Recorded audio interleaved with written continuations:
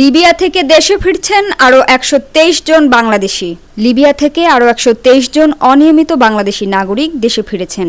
বৃহস্পতিবার বুরাক এয়ারের একটি চার্টার্ড ফ্লাইটে তাদের বাংলাদেশে প্রত্যাবাসন করা হয়েছে। পররাষ্ট্র মন্ত্রণালয়, ত্রিপলিতে বাংলাদেশ দূতাবাস, প্রবাসী কল্যাণ ও বৈদেশিক কর্মসংস্থান মন্ত্রণালয় এবং আন্তর্জাতিক অভিবাসন সংস্থা যৌথভাবে লিবিয়া থেকে স্বেচ্ছায় দেশে ফেরত আসতে ইচ্ছুক এই ১২৩ জন অনিয়মিত বাংলাদেশি নাগরিককে দেশে ফিরিয়ে আনে।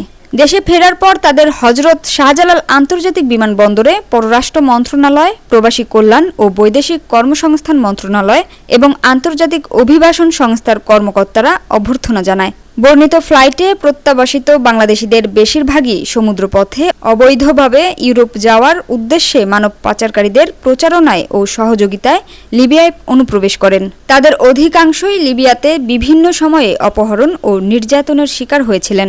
অবৈধভাবে এই ভয়ঙ্কর পথ পাড়ি দিয়ে আর যেন কেউ লিবিয়াতে না যায় এ বিষয়ে তাদের সচেতন হওয়ার জন্য পররাষ্ট্র মন্ত্রণালয়ের কর্মকর্তা সবাইকে অনুরোধ জানান। IOM এর পক্ষ থেকে প্রত্যাবাসন করা প্রত্যেককে ১,০০০ টাকা, কিছু খাদ্য সামগ্রী, প্রাথমিক চিকিৎসা ও প্রয়োজনে অস্থায়ী বাসস্থানের ব্যবস্থা করা হয়। লিবিয়ায় বিভিন্ন ডিটেনশন সেন্টারে আটক বাংলাদেশি নাগরিকদের নিরাপদে প্রত্যাবাসনের ব্যবস্থা করতে পররাষ্ট্র মন্ত্রণালয়, ত্রিপলিতে বাংলাদেশ দূতাবাস, প্রবাসী কল্যাণ ও বৈদেশিক কর্মসংস্থান মন্ত্রণালয় এবং আন্তর্জাতিক অভিবাসন সংস্থা একসঙ্গে কাজ করে যাচ্ছে।